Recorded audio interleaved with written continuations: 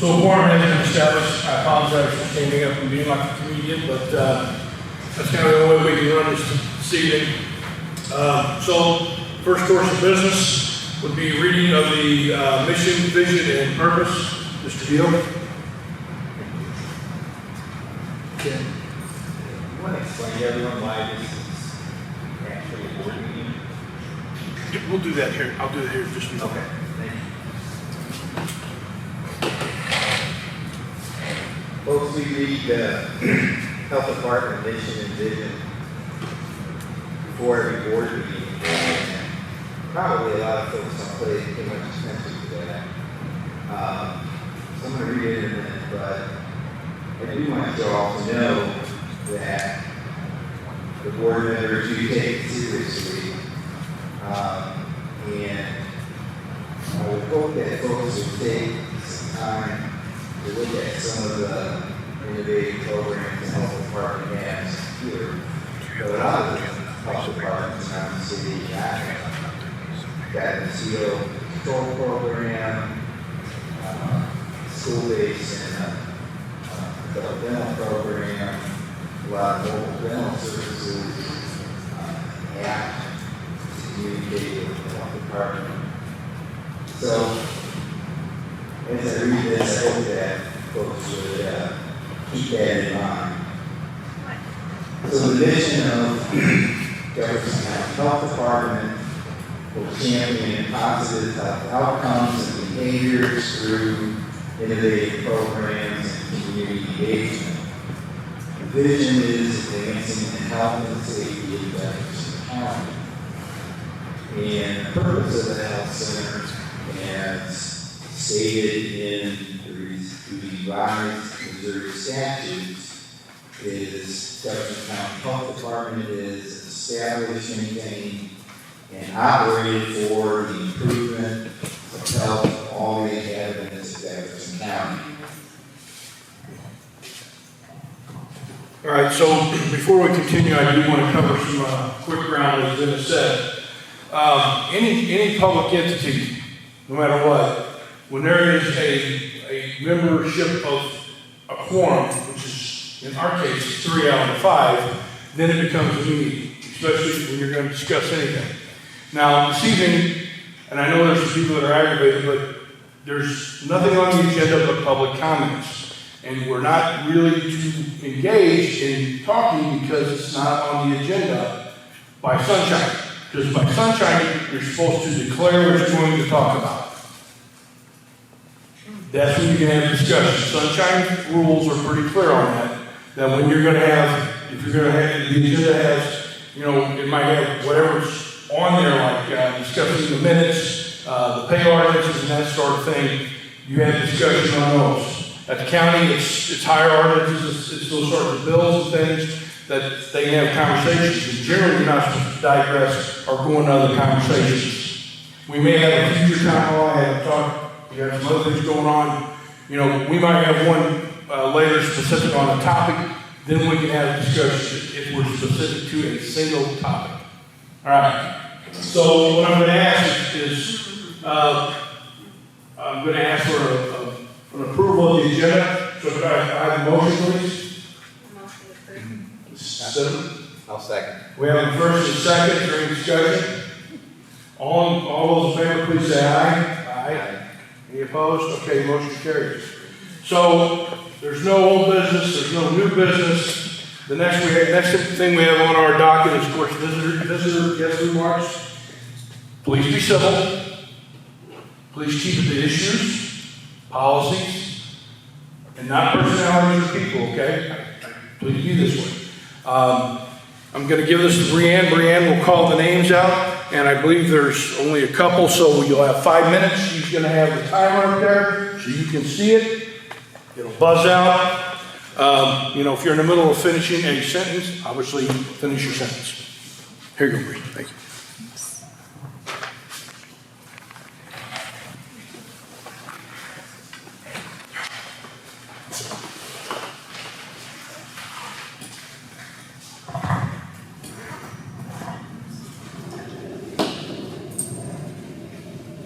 All right, so this is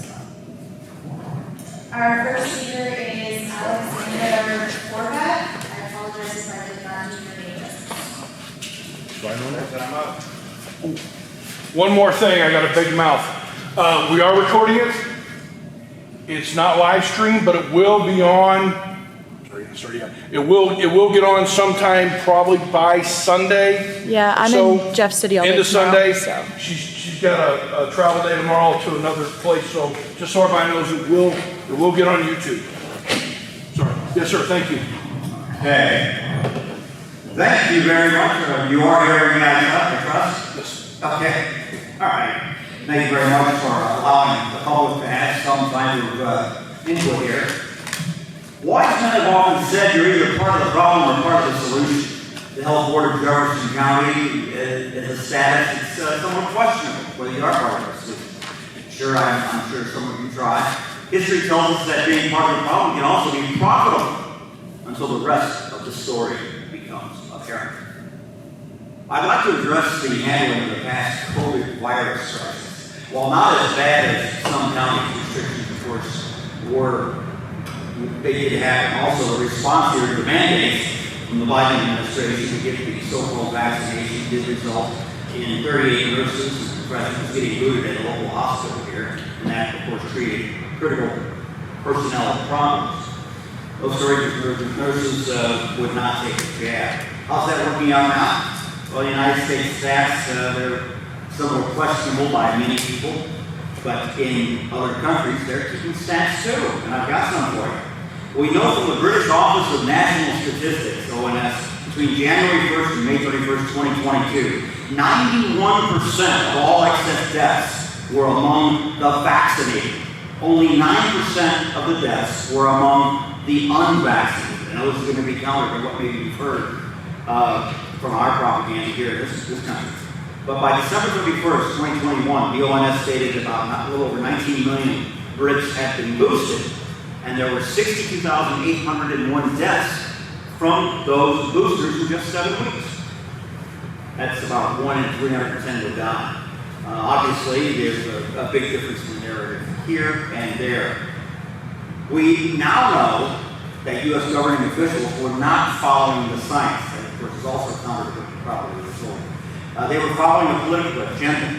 And how do we know that? Well, at first we heard from whistleblowers, and now thanks to a lawsuit by Aaron Siri and his firm in January 2022 against Pfizer, and the follow-up efforts by a courageous young woman by the name of Naomi Wolf to get nearly 3,500 volunteers with medical backgrounds to interpret the massive data load that was released from Pfizer's own documents. We have confirmed now what is in the jab, what truly happened in trials, and what is happening with adverse side effects. Plus, we've also got kind of a heads up on what's going to be happening in our future. All right? Well, who's protecting the people here? The judge in this lawsuit was Mark Pittman from Texas, and he was asked by Pfizer attorneys to abandon this case. He said no. Then Pfizer requested that information about the contents of the vax boosters and trials not to be released until 2096. Yeah, I said 2096. The judge again said no. Nonetheless, he did push and get 55,000 documents released with hundreds of thousands later. In March of this year, in Michigan, Wolf gave a partial presentation of the findings. I personally transcribed the session and created an 11-page report with other references for those interested. Wolf stated that the 258 reports had been generated to date. It's not a conspiracy theory here, folks. This is from Pfizer. The Pfizer documents, at least after she reviewed them, contain evidence of the greatest crime against humanity in the history of our species. In November 2020, 1 month after the rollout of the jab, it was known that the vaccines did not work to stop COVID. We definitely know that now. Internal documents identify that vaccine failure of efficacy, and they identify that the third most common side effect of Pfizer vaccine is COVID itself. Okay, this is again Pfizer. Hence the claim that people dying from the so-called vaccine, that's not a theory either. It's just something that they've managed to change the definition of. As adverse side effects quickly mounted, 2,400 more people were hired to handle the additional paperwork as well as prepare for future events. Nonetheless, there's a lot more. I'm just, we're down to 40 seconds. Okay. Well, there's a lot more that I have with regards to the other conclusions, but those are basically a couple of them. Pfizer documents show out of 42,000 severe adverse events, there were 1,200 deaths. Pfizer knew better, but did it anyway. The reason I'm sharing this with you today is because in 2024, we're likely to go through it all again. Just search, if you want, predictions of new virus in 2024, and you'll see articles from most major media. Now, among you are a minority that actually asks the real questions and takes a more enlightened position. Some of them have been ridiculed, debunked, and costing the board money. Okay, well, can I get 10 minutes? No? Can I ask you to go ahead, would you email that to our department? I certainly will. In fact, I'll do one better. I have, it's 11 pages, but this is the Naomi Wolf speech, which I transcribed, which has references to other articles. This is, again, we know now more than what we knew in 2022. So give me that, and I'll make sure I distribute it to the rest of the. Okay, all right. Appreciate it, thank you, sir. Is this what you gave me? Yeah. So then you can distribute I it got to it, us. yeah. Okay, thank you. Cool. Thank you. Appreciate it, thanks very much. You bet. Okay, the next speaker is Ashley Shephers. Wait 1 second. Yes. Are you ready? I'm waiting for you to. Oh, yes. Rachel, are you ready to go? Okay, yes ma'am, thank you. My topic is about mental health. I did not intend on speaking tonight, but this has become my passion in the last year. I come from an alcoholic household. My father was a Vietnam vet and an alcoholic. My mother was a codependent and raised me and my three sisters to be codependents. Last year I was going through a rough time, feeling stressed and overwhelmed, mentally beating myself up and horrible self-talk over everything. I feel like I was never enough for anyone and couldn't make anyone happy, and I was always mad and upset.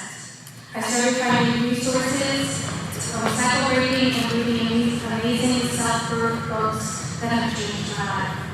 I am determined and dedicated to finding myself through joy and belonging and helping others do the same.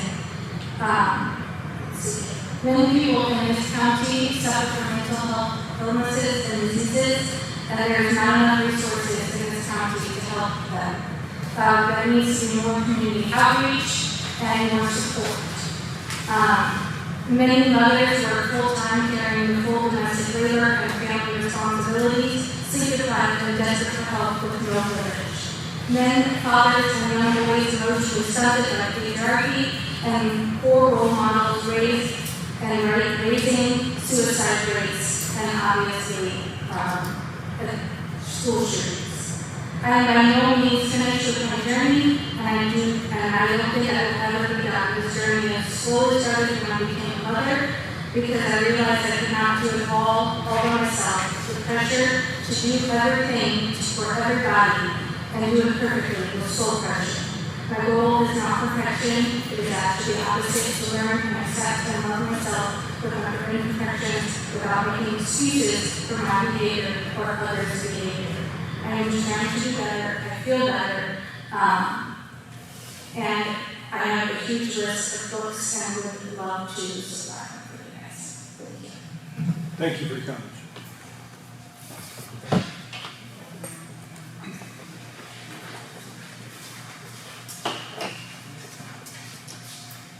Next speaker is Lori Bourgeois. I'm not sure how to say that last name. I apologize. Bourgeois. Bourgeois. Thank you. Sorry. She's been a captain. Give her 1 second. All right, whenever you're ready. Okay. Okay, so I don't really have much to say today. I just wanted to thank you for having this. I think it's very important after what we've been through over the past few years to have the ability to voice our concerns.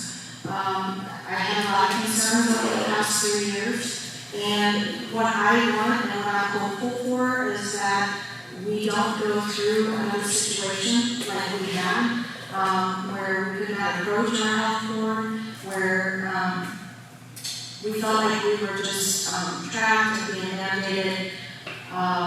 We have seen the studies that have come out and they are confirming now, which I provided studies in the past, but of course those were old studies, so they couldn't be looked at, I guess. But the damage that has been done to our children because of the masking that we did. And it's so important that moving forward, we do not set our children back. This young lady over here talked about mental illness. That was a huge contributing factor to the suicide rates going up in our children and not being able to learn, because a lot of our kids are still learning about being able to read people's faces, and they weren't allowed to do that. There's so much coming out now about these shots that they have forced on people for the past, since December of 2020. I've been working with healthcare professionals and helping them to get exemptions to protect themselves from losing their jobs. Many went ahead and did it, and now are vaccine injured. And it's not a small number. It's not a small number. And these people are not being taken care of. And I believe, as the health department, you're going to see this overflow coming into the health department because these people cannot afford the treatment. And we don't have enough people in the medical field who are willing to even acknowledge the harm that has been done to these people. So not only have they lost their jobs, now they've lost their ability to even function, even if they didn't want to do that. There's still places of employment that are mandating that individuals receive these shots, and the gentleman spoke about all of the data that's coming out from Pfizer. We do not even have it yet, and I believe Moderna is going to be coming out as well. And we need to be looking at this. We need to make sure that we're not encouraging people to take injections that are not functioning in the way that they were supposed to, and even putting people at risk and harming them. And so once again, I appreciate that you're having this town hall, and I hope that you have them frequently. I would love to see the community really come together and be able to have a conversation about how best to help our Yeah, thank you. It was drifting down, I'm sorry. There you go, I'm going to work on it. how best to help our community. Is it on? Yeah, it should be. Okay. So I don't know who came up with this idea. I do know that Tammy had been talking about this during her campaign and how she really wanted to bring the community together, and I'm excited to see that she's standing by what she said. And once again, hopefully we can bring everybody from the board and the community together to brainstorm, to do what is best for our community, for our children, and I appreciate your time. Thank you very much. I'm going to fix that microphone. Go ahead, whoever the next person is. We're going more, right? No, you will.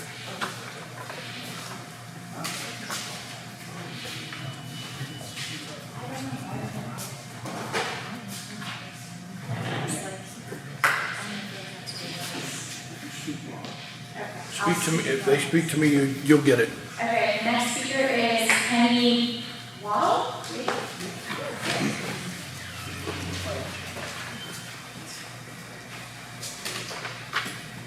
Hello, I was at the last town hall meeting and shared my experience with my husband and I both getting COVID. We had to shut down our church because we didn't know what to expect. And we are now past the masks. Hallelujah. I'm so glad we don't have to wear masks because I've watched kids wear them and tear them off. And I get snot going in my mask and I kept it on and I thought, wow, CDC found out they really didn't help much at all. They didn't prevent COVID, right? And isn't it nice not to have to wear masks? And I have seen people that walk in a room with a mask on, that have asthma, and they start to pull their mask off, and they're told, put your mask back on because you have to wear a mask. You might spread something or get something and be a spreader. And so I'm just really hoping and praying that we see some unity among our Jefferson County Health Department people. I would love to see you all working together because this is not really a town hall meeting. I looked up a town hall meeting. I looked up the definition of it. A town hall meeting is where you communicate back and forth. So we have lots of time. This could be a town hall meeting if we can hear some of your input. And there's a lot being said about false information. You know, I thought COVID was just a virus until I got it, and I couldn't enjoy my food. And, you know, we all have some problem. Mine's food. I love food, and thank goodness on Thanksgiving I was able to smell again. But I thought it was just a virus. I didn't think it was anything to be concerned about until I started seeing people dying from COVID. And I was at the Golden Corral one day, and I walked in, and there was a lady trying to scoot in with her wheelchair. And I said, no, you know, don't rush. We've got enough time. I had a crowd of about 10 people. And so anyway, I said, what happened to you? She said, I've been like this ever since my COVID shot. And she started crying. And then she got angry, and I said, you know, I choose not to take the shot. I don't want to lose a job over not having the COVID shot. But my husband and I both had COVID. Everybody we've been around that's had the shot got COVID again. And since I was here at the last meeting, my sister had her COVID shot. She had 3 boosters. She ended up having a stroke in the hospital, and she's gone. So I'm a little bit emotional because I've seen what's happened to people who've had the shot, and I've seen what happened to me when I got COVID. So it's still questionable. We don't know what's going to happen in the future and how much the shots are helping or hurting. We have seen the results of the masks and people that have had problems with the masks. And so I did have some questions. I was looking at the financial report and at your yearly report, and I was going, okay, why is $175,000 coming from the Jefferson Foundation as a grant to you for more COVID regulations, when you get $3 million from grants and donations besides that? And of the $9 million that you got in last year, you spent about $9 million, but what's the balance in the treasury?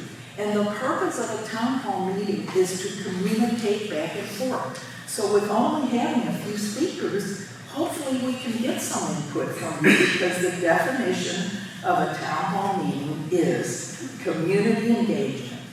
So this really isn't a town hall meeting unless we hear your opinion. And talking about false information, we all get false information.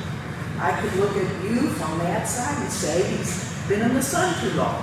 And if I looked at this side, I would say, hey, you know, he needs to get out of the sun. I'm just saying we all see things from different perspectives. But when we come together in unity and give each other a chance to talk, then we're going to come to some answers, and there's going to be trust developed as we get to hear from you. I've sent emails. I have not heard from anyone. And so I've got my list of questions, and I want to present more of them later on because I don't have time. But we've got to hear the cries of the people in our county who are suffering with drugs and addictions. And I went to Concrete to get a primary physician. I went to a special counselor for nutrition and found out, wow, they are really good at dealing with addictions. So why duplicate what somebody else is doing well? Why have Aspen when there are other places that do that type of work? So those are a few of my questions. Thank you for having this meeting. Would you like to get up and do your communication spiel about how they can contact us with the email address? Sure. So that way they can make sure she's getting on there.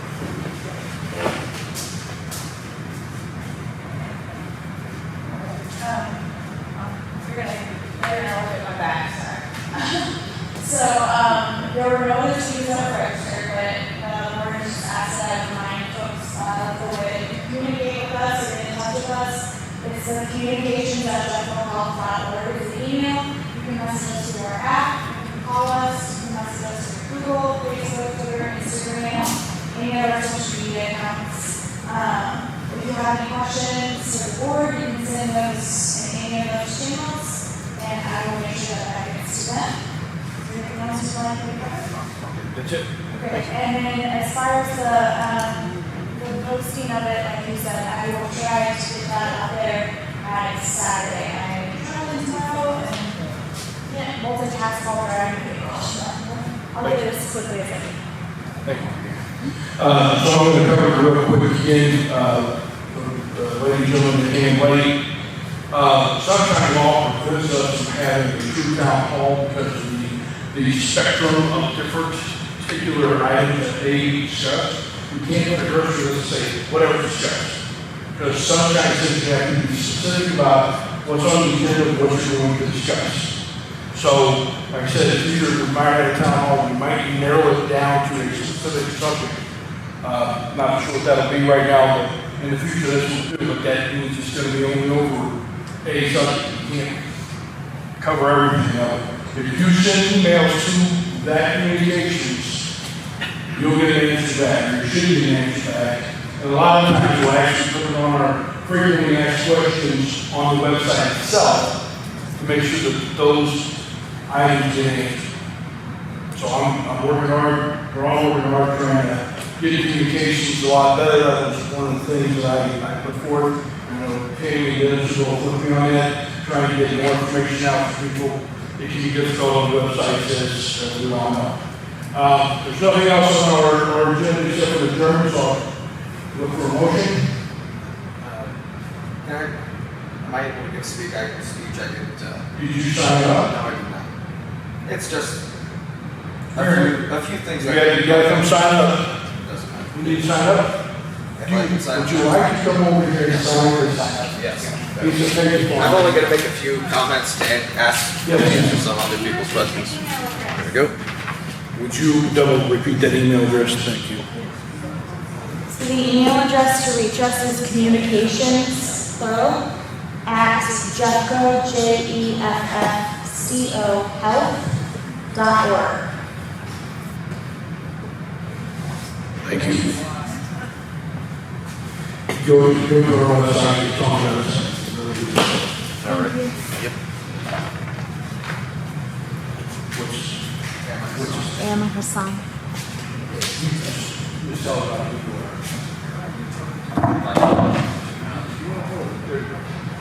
Just don't drop it. It's not mine.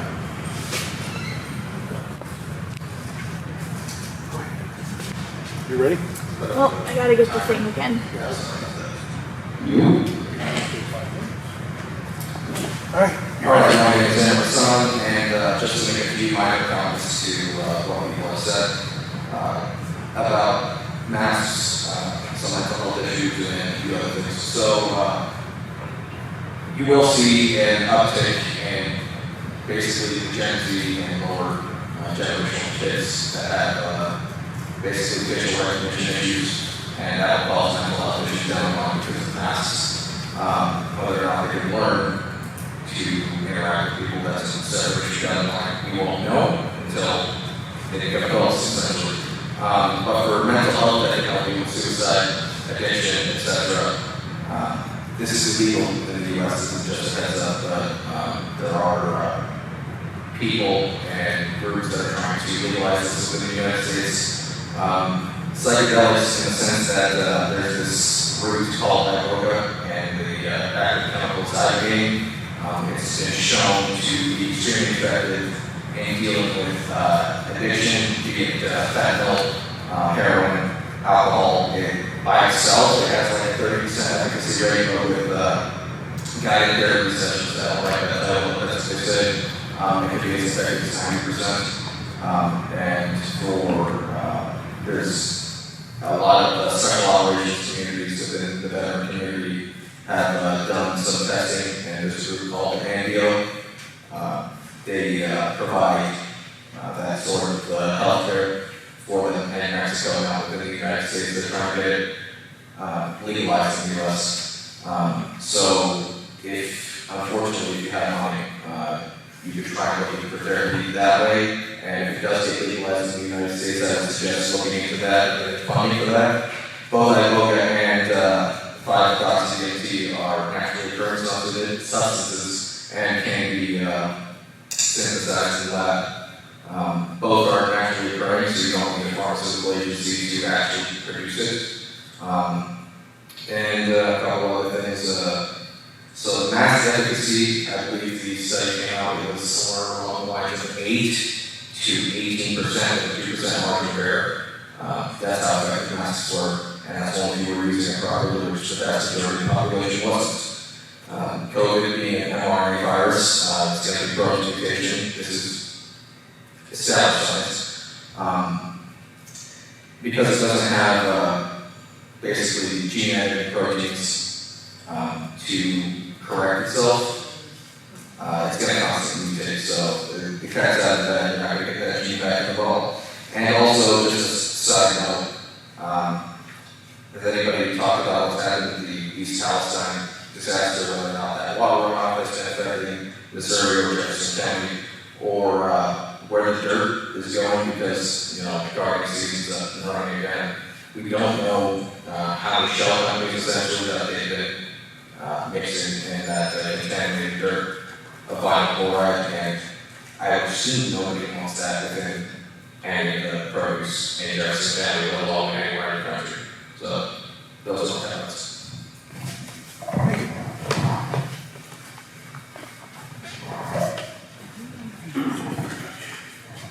All right, that'll conclude this portion, and again, we're looking for adjournment. Do I have a motion for adjournment? Second. Mr. Beal, for the first, second, all in favor, please say aye. Aye. Any opposed? Motion carries.